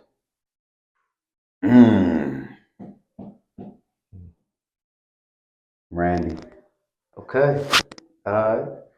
Moss dog. Yeah. Champ Bailey or Darrell Reeves? We were just having this conversation the other day too. Champ. Okay. I always like Champ's game. All right. Ronnie Lott or Steve Atwater? Lot. Okay. Charles Woodson or Rod Woodson? That's tough. Dang, because they both transitioned to very well safety corner. I go with Charles. Okay. Charles. Yeah, Charles. All right. Ed Reed or Troy Polamalu? Ed. Okay. All right, and I got the last one. It's the matchup one. Dion or Jerry Rice? Oof. Hey. You gotta go JR, man. Okay. He the GOAT. Yeah. I mean, they both GOAT. Yeah. But Jerry that GOAT, bro. Yes, he that dude. Yeah, Jerry that dude. And he would cook today. Like these youngins talking all crazy, like the DBs he was going. I don't think they respect the athlete. He played against the best corner to possibly ever play the game. Yeah. So what are y'all talking about? And he had to play him twice a year because they was in the same conference for a while. You know what I'm saying? And Jerry played against some good corners too, Hall of Famers. Yeah. So he would cook book today too. Yeah, man. I ain't even bring up Aeneas Williams. You know what I mean? Oh my God. Right. Rod Woodson played against them dudes. Yeah. You know, he played against some guys, man. You know what I mean? Just like it's like when Anthony Edwards said, like, bro, chill out, bro. Like, it's okay you feeling yourself. Pay homage, man. You have to. Yeah. First of all you gotta do is watch the guys that came before you that's better than you pay homage. Yes. What would Michael Jordan say? He wouldn't get up there talking crazy. Michael Jordan, man, he gonna tell you, those past era guys, he respected Dr. J, Oscar. He paid homage. He didn't say, I'm the GOAT. Mm-hmm. I would cook. He let somebody else tell him about it. That's what you're supposed to do anyway, because at the end of the day, man, the thing is, Anthony Edwards thinks he's tough for today's game. Yeah. You know what I mean? Like, today's game, if you're just tougher than kids, you'll destroy these kids. Yeah. Forget just athleticism, just if you're tougher. So I can always tell kids who like play football, who play basketball, they play with a different grit. Mm-hmm. I don't care when they stop. AI played basketball different. Mm-hmm. Yeah. Anthony Edwards too. Yeah. In his own right, he got a toughness about him. Yeah. And he know it though. Yeah, he do. So he see a lot of blood in the water when he go in these arenas. They players, but they bleeding. Like yeah, they ain't. Yeah, he knows it. Mm-hmm.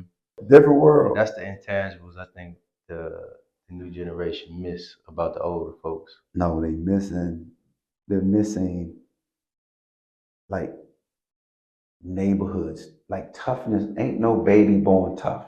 Yeah. No mom hold a baby and be like, he's gonna be so tough. Doesn't happen. Right. You get your toughness from things that you hear, see, forced to do, the wordplay that was taught. Mm-hmm. Don't cry. Fight back. Mm-hmm. Wipe it off. Get back in. Mm-hmm. Fight him. Mm-hmm. Man, check up. Mm-hmm. Nah, y'all gonna put these gloves on. Mm-hmm. Grandparents, tough people were around you. So if you don't have tough people around you, you're not gonna be tough. Right. So what's happening is that they think because they play sports, it's gonna make them tough. Playing the sport don't make you tough. I was already tough from my upbringing. My coach just had to coach me. Right. The game made me tougher, but I was already tough. So you already have to have that. And I noticed, like in training, I say it all the time, you gotta train tough. If you already ain't got, I gotta make you uncomfortable, bro. Yeah. Cause ain't no way you run into something on this field and you gonna answer it if you ain't took your mental there. So it's not the exercise, it's the attitude towards it. Mm-hmm. So when you're doing them reps and you get 18, you're supposed to do 20. You get to 18 and it's burning and you rack it. And then you do 2. Not that you couldn't do it, you just didn't want to push through uncomfortability. Mm-hmm. You rack the weight, then you pick it off to do it. Well, bro, you missed the opportunity of the grit part. Mm-hmm. You folded, you ain't fight. So how that's gonna carry over into your play? That doesn't carry over to your life. It's not going to. You're gonna fold. Right. You're gonna give up. You're gonna be that guy on social media. Hey, everybody pray for me. I'm not doing good. I'm just struggling. And my wife is triggered in the back. Just, you know what I'm saying? You gotta. Because at the end of the day, for real, people don't care. Yeah. So you gotta get out of that. Yeah. You know what I mean? And the way you get out of it is just, man, show some grit, bro. Yeah. We say it, show me some grit, no quit. Yeah. Because I'm telling you something, you show me you can quit, I got you. Mm-hmm. I know who you are. I could train you all day, but I know if I get you to a certain point, even if I was playing against you, I know. And that's kind of like where our players are too. That's what gives them the confidence. They know there ain't nobody doing this. So all I'm doing in the game is I'm waiting. Mm-hmm. Waiting for him to give me a sign. Oh, there you go. Oh, he done. Even if I'm tired, he ain't gonna know it. But he gonna energize me, my tiredness, more seeing that he tired. Mm-hmm. Ain't nothing like that. I'm killing him. Right. Ain't nothing like that fourth quarter, dog. But some don't make it to the fourth. You're right. They'll show you in the third. You're right. Everybody trained enough to play the first half, regardless of the score. Yeah. Game could be close. You could be getting blown out. Everybody's fresh. They train enough. Everybody got a trainer. Everybody got a strength coach. I asked yourself, why are y'all sorry? Why is the coach getting fired? You got all these amenities and facilities. And why y'all losing? Yeah. For real. Yeah. You got dumbbells all over the world, plasma screen TVs, plasma screen athletics. You run 22.5 miles per hour. Everybody got access to all this state-of-the-art equipment. But what's being left out? And you ain't around state-of-the-art people. Mm. See, yeah, you got facilities. Who in it? What's the movement in here? What's the energy like in here? Mm. Who's really pushing? Is the coach working out? The coach fat, out of shape, telling people push yourself, be disciplined, go home and eat, right? Take care of your body. After a while, bro, I'm like, hey, coach, man, relax, bro. You're doing nothing. Mm-hmm. Telling you. That's a fact. And this is an example, the kids' example now. So, you know, like for us, we got to be, they ain't doing that, what we say. Let me see you do it. All right, that cool. Oh, man, I guess I got to do it. Mm-hmm. That's just how they are. You know, them helicopter dads that come to the gym, trying to coach their kid. You see them at the AU game. They coaching, coaching. You yelling stuff off. You don't even know what the coach said to them to do.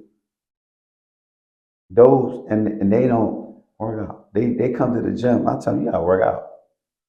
You yelling at the side, he looking over for you for approval, approval because you the dad. But I'm coaching him. All right, tell you what, here, grab this dumbbell. Show him you working out. Because after a while, the conversation is going to be he's not going to listen to you. I've seen the dynamic, father, son, come in and be off.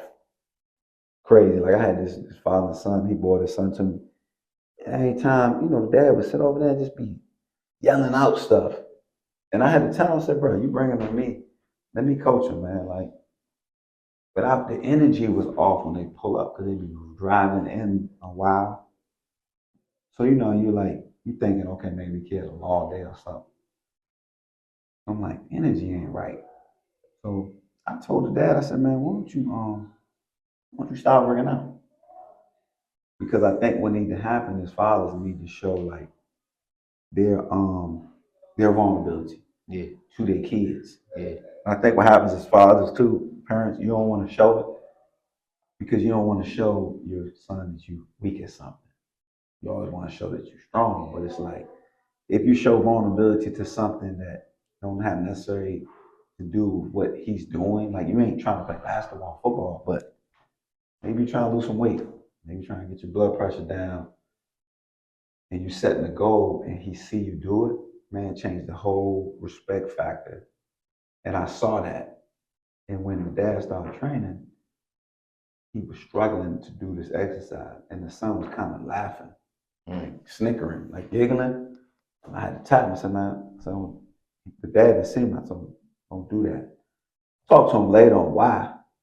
But I'm like, bro, he's showing vulnerability. Don't clown him.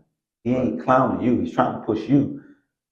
But now he pushing himself. And then you saw their relationship change from working out. Even though the dad wasn't working out for sport, he saw his dad putting in work and going through uncomfortable stuff.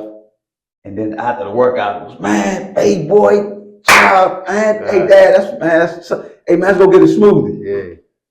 Whole energy shift when they come in the building too. Yeah. His energy was different. So the ride in and home the vibe was totally different. Yeah. So it kind of gave me going into our new facility, what we implemented is that we want everybody doing something. Because you put so much into your kids, taking them places, then you tell yourself, I'm gonna work out. And you ain't gonna do it. Mm-hmm. But you wasting an hour for real. You got them here. You done drove them all the way from Upper Marlboro or where you came from. Right. You might as well get something in. And it's like when you see, it's like, okay, this is what we need to be doing. He doing his thing, you do your thing. Yeah. She doing her thing, you do your thing. And that way, when you leave, man, everybody feeling really better. The social dynamic amongst the family is better. The energy is better. Nobody really walking around with no, frustrated. Yeah. You know what I mean? Because kids gonna frustrate you. You know what I mean? Every year is gonna be something else they're gonna grow out of. You know what I mean? Mm-hmm. Regardless of what age they are. Whatever they did at 7, they're gonna do something different at 8. Yeah. All the way up. And then, it's like at the end of the day, like how they really good kids though at the end of the day. Picking your battle, like, damn, man, I'm kind of. Then at the end of the day, too, you gotta sometimes look back at yourself at their age. Yes, I do. Or how you was too. Like, stop, dog, knock it off. 15, that's what you was doing, bro. You just had this car. This car. Stop, man. Stop thinking like a 40-year-old dude. Just had this car. Go back to the time zone, bro. You was him. You gotta be honest about that too, man. You know what I mean? Yeah. But that's good, man. How old are your kids? 6 and 3. Oh yeah, so you right there. That's why I be doing all them workouts. It's you got crazy. to. They seeing, they be like they do gymnastics right now, right? And they That's was good doing too. Start them off. Yeah, both of them. I did find that too. That was foundation. Soccer, gymnastics. So they gymnastics is the beast though. Yeah, they doing bear crawls, right? And they was like, my daddy do this, you know what I mean? But that sense of pride, that's sweet. I like that. You know what I mean? And they like, nah, that's cool. I see my daddy be doing these muscle ups and all this other I stuff. see you've been challenging yourself, with what you're doing with yes, the bar dudes. Yeah. That's tough. It's real tough. You know what I mean? It's like, I would say what you focus on expands, right?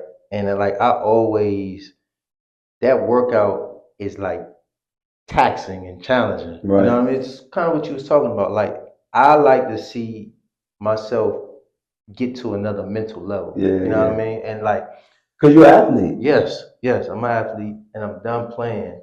But the piece of like when I get that, it's like it gives me energy. Right. No, that's crazy. So like when you tired, yes. Right. When you feel like lethargic or like really go do something. It's crazy. You gotta get tired to get energy. Right. You gotta go through something hard to boost you. Right. When you're tired, don't want to do it. That's weird. Because you always feel better afterwards than you do when you start if you just start. But the thing too with that type of stuff is like you constantly wanna face uncomfortability. That's what I'm saying. That's what I want. Like I wanna fail at something at times. You know what I mean? I want to push myself to do some stuff that that's hard. You know what I mean? And all them dudes is like I'm the small fish in the big pond. Right. You know, but I think that's how you continue to evolve because you're around. Because they've been doing it long enough. And they insane. You know what I mean? But like when I come out of there, I feel like I can give off energy from that. Right. You know what I mean? And again, I'm a do as I do type of cat. So now my kids see me do that, or my wife see me do that, or just whoever. Right. And they like, man, come on, man, let's. So do you notice it help you like in your coaching? In a way, yeah. In a way, man. So last year, what happened? I went up. My kids always asked me to do something. I went up and dunked the ball, and then I started trying to do stuff that I was doing when I was in my early 20s. Right. And I got home and I failed, and I had no health insurance at the time. Wow. But I messed my knee up really bad. Like really bad. I don't know what was wrong with it, but like it hurt. Like, and I know what that hurt feel like. I just started rebuilding myself. And I was just self-rehab. I self-rehab. Gave your own surgery. Correct. And like my knee feels so much better, like my strength. You probably strained your MCL, but it healed up and you strengthened all the muscles around it to improve. So when it came back, you weren't scared to do what you tried to do to get hurt in the first place. Correct. So like just you get older. Little stuff, man. Yeah. So. But I tell you, like to stay useful, you have to do the things you did as a youth. Yeah. You cannot be scared because you get older to not do those things because thing is, fear for me is like seeing those people. Right. Like that scares me to death. Like, you know, like making a person who is an athlete like jump on a box that may be this high, right? And then look at them be like, Just mentally, oh just my like, God. Like I'm like, oh Lord. Like, or go down steps every 2 steps. mhm. Or, you know what I mean? Just kind of like stuff you kind of take for granted. Well, I'm going down the steps, going up the steps, and or single hopping and doing stuff. But it's like I don't never want to stop doing those things because I don't want to be scared. Right. I just like when I see older people and they just kind of like, or somebody like hunched over walking. I see that, I'm like, Posture. I'm not gonna be like that, man. No. It's not gonna happen. No. So I'm like, I'm gonna get in that gym and get my runs in. Like I'm not gonna be Because walking around like that. Even if you face adversity through like injury or something does happen to you, right? Health wise or whatever. Because of your health and how you prepare yourself, it helps heal and get you back out of that situation as opposed to somebody foundationally with nothing. Mm-hmm. They go through that. That's why athletes push through rehabilitation rather than a regular person who's never played anything. That pain and uncomfortability, they don't bounce back from injury Not used to that. So when they go through rehab, that's it. Once them sessions is up, they clear you. You never was really working out. So now that knee surgery that you had, you went through rehab to just heal it. You ain't strengthened it. So now you still talking about it. Man, I blew my knee out in 87. You never did nothing about it. You know what I mean? When your foundation wasn't really there to really get you back. That's kind of where people are. Really, we know we gotta get better. This as a community as a whole, with lifestyle development and teaching.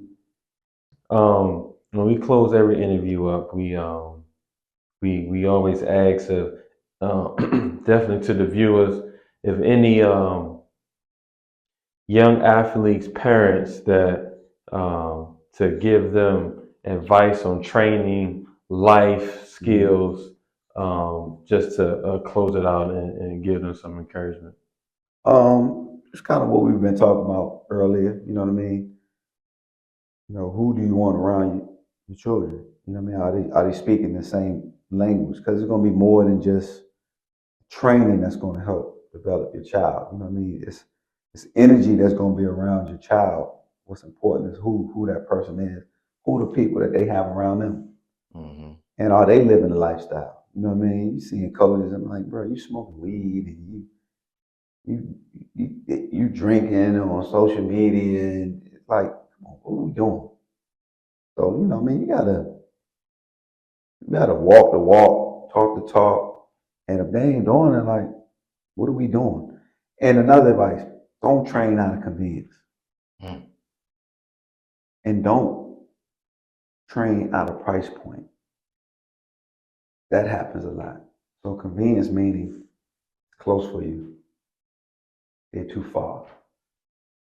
You go. That doesn't mean that they're better. So this is a better situation. It's a part of the sacrifices of success too that parents have to go through and the kid too. It's that conversation, man. Remember we had to drive 40 minutes, man, for that training, man, for you to get this scholarship. Yeah, that's what you got to do. But if you train out of convenience because it's close to the house, somebody's going to be far, so somebody's going to be close. Then you're not maximizing. If you're training because this person charges $50 and this person charges 30, well, one, you're devaluing the service and you're not making it of importance. And then the other one is that, you know, again, is the example being led. You know, what is he saying? What is he doing? You know, for me, the day I can't do the stuff I'm demonstrating, I'm out of here. I'm done. You know what I mean? So it's like, God willing, I don't know. There's no retirement date. I don't have no retirement date. Yeah.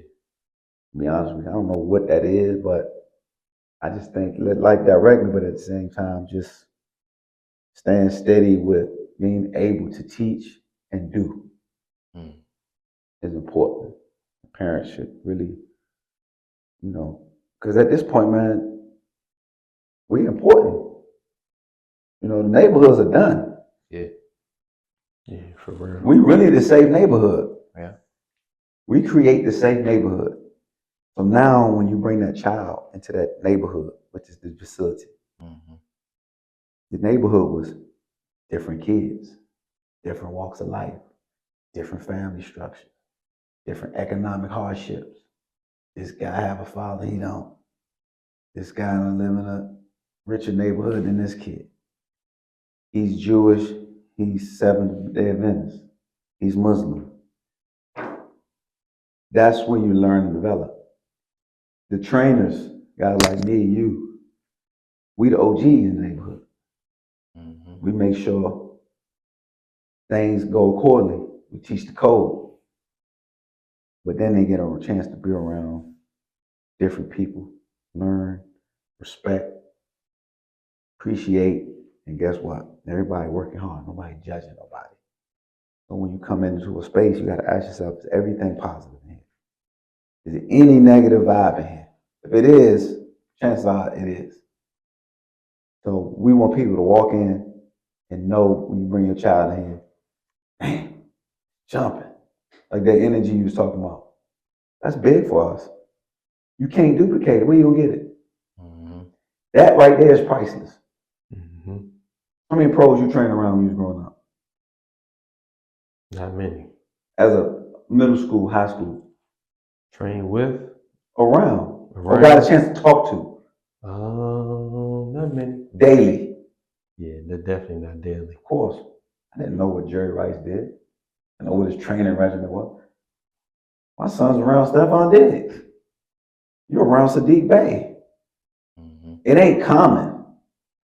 They do take it for granted at times as normalcy, and it ain't. But no one can duplicate the atmosphere we've created. This is a great episode, man. Myron came in and he dropped some bombs, man. Dropped some gems, man. I definitely, man. We want to thank you for coming. No, man, I appreciate y'all. This was great. I appreciate any opportunity, man, because for so long I've been having. This is really first time platform, really. That's crazy. Getting a chance to really talk about these things. We just been doing it, living it, but no one hears this. Yeah. So it's good on what you guys are doing, man. Thank you, man. Yeah, We appreciate it. Thank you, definitely. All right, y'all. So make sure y'all subscribe, like, comment, share,